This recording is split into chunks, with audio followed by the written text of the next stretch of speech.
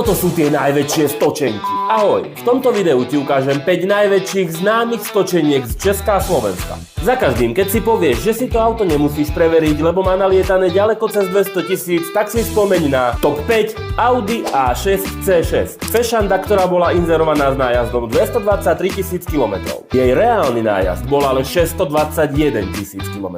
A teda bola stočená o 398 000. Top 4 Škoda Octavia 1.9 TDI.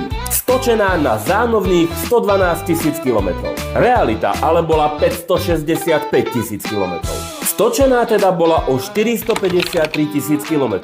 Top 3 BMW Radu 5 generácie E60. Reálny nájazd auta 685 000 km.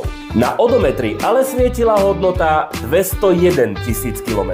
A teda bolo bávičko stočené o 484 000. Top 2 Škoda Fabia. Inzerovaná s nájazdom 194 000 km.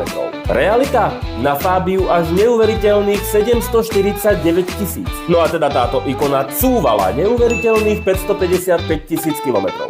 A top 1 Mercedes Sprinter. Inzerované ako 9-ročné s nájazdom len 148 000 km. To je na 9-ročnú dodávku podozrivo málo. Realita 756 000 km. Auto teda bolo stočené o 608 000. Presne tieto autá sú dôvodom, prečo ti výrazne odporúčam si každé auto pred kúpou dôkladne preveriť a hlavne sa na osobnej prehliadke dobre dívať a premýšľať. No a keď v tomto nie si úplne doma, tak radšej minúť nejaké to euričko navyše a zobrať so sebou nejakého profesionála, ktorý túto službu ponúka. Máme ich tu dosť. To je všetko, ďakujem, sleduj ma a čau.